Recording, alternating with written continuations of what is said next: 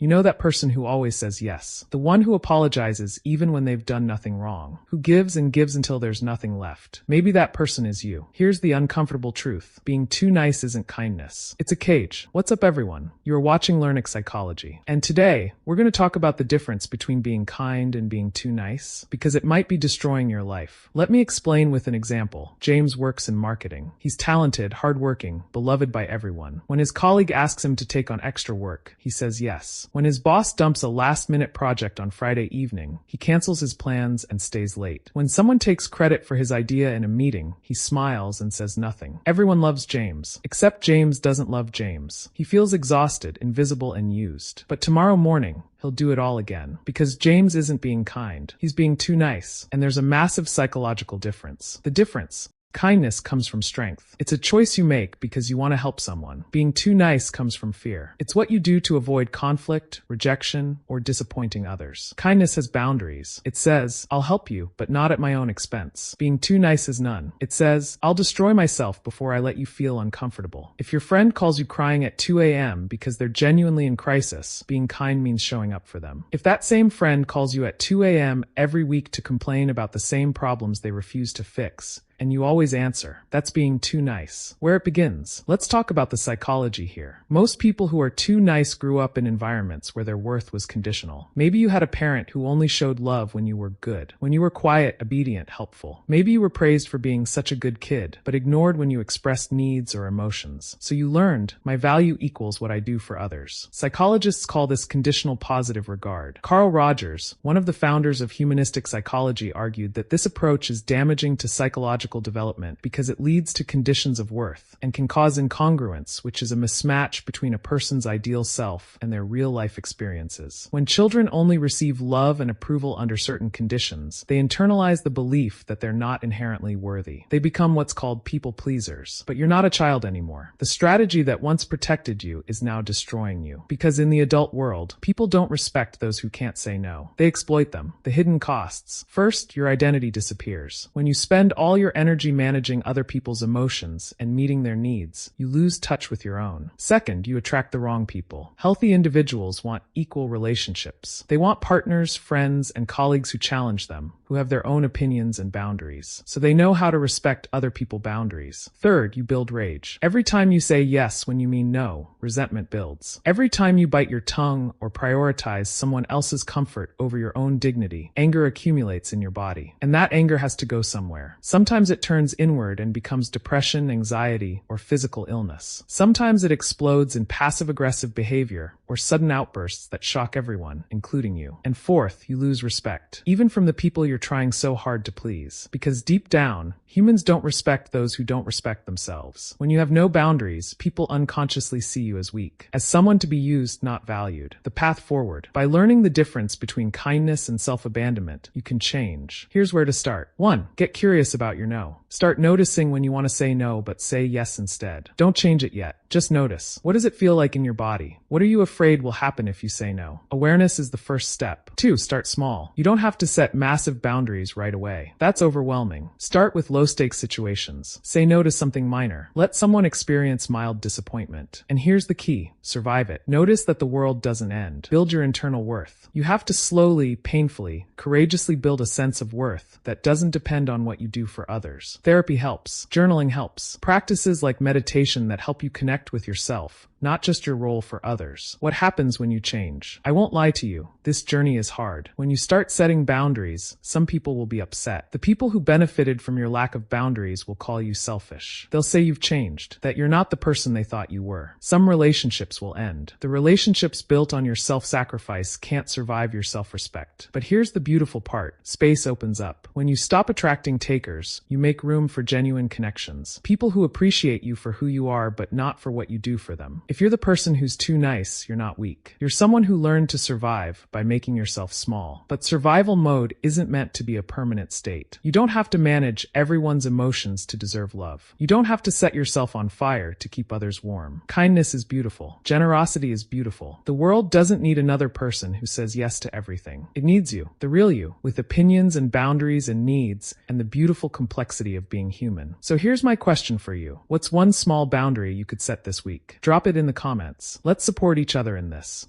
I hope you guys enjoyed the video. Make sure to like and subscribe. Your little support on Patreon can really help me produce more amazing content. Until next video, keep learning.